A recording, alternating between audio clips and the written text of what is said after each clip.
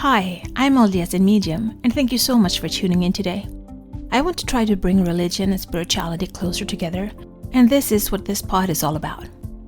I will talk about my own thoughts and feelings as I am both LDS and have spiritual gifts, something that I've had my whole life, but I always thought that it was hard to combine these gifts with my religion.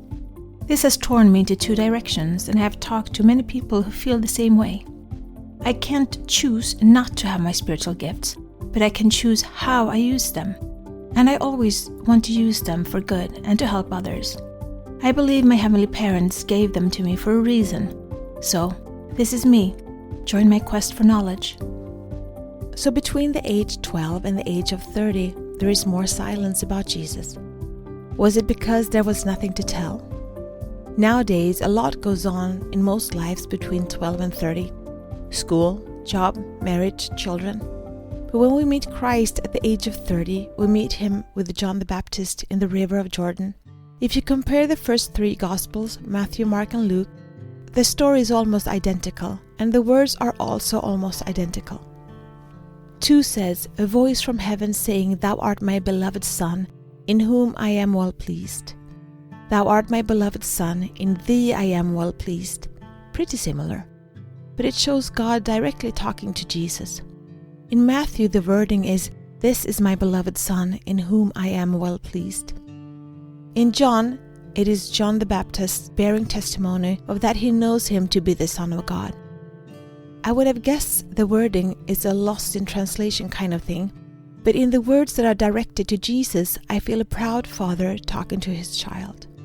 But the wording in Matthew is talking to everyone else, telling them who Jesus is, that he is the Son of God, and that he is pleased with him.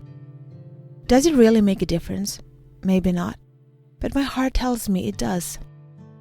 It makes me think of the first vision, and God and Jesus standing before Joseph Smith Jr., and God saying unto Joseph, "This is my beloved Son, hear him." Well, I guess whether God speaks to Jesus or to the people around him being proud, it really doesn't matter. I guess what I'm after is the intimacy between a parent and a child, and how proud you can feel in specific moments, and how the world can seem to vanish and there is only the two of you in a bubble of intimacy. I didn't say anything about the heavens open and the Holy Ghost ascending in the shape of a dove descending upon him. Why did he choose the shape of a dove? Nowadays the dove is a symbol for peace, but that didn't really come until later. But the dove was there when Noah released it while being on the ark to see if the water have lowered enough for them to leave the boat. But doves are thought of from Jewish, Christian, and Islamic perspective as a favorable creature. I remember the day I got baptized.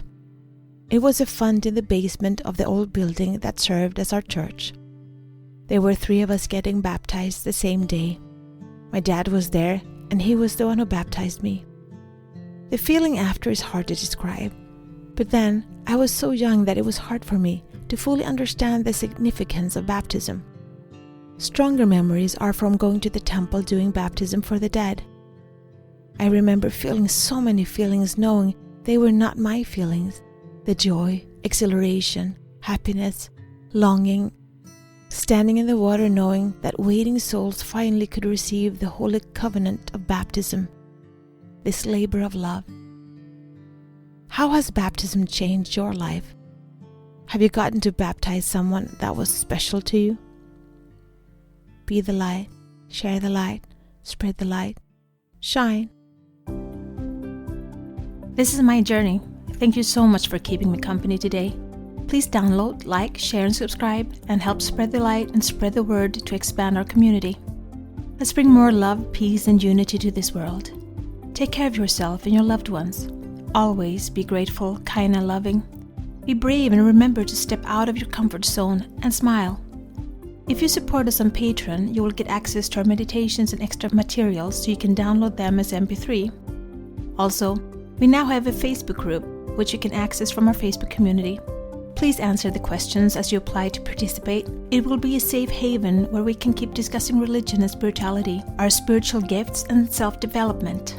Remember, one person can make a difference, but together we can change the world.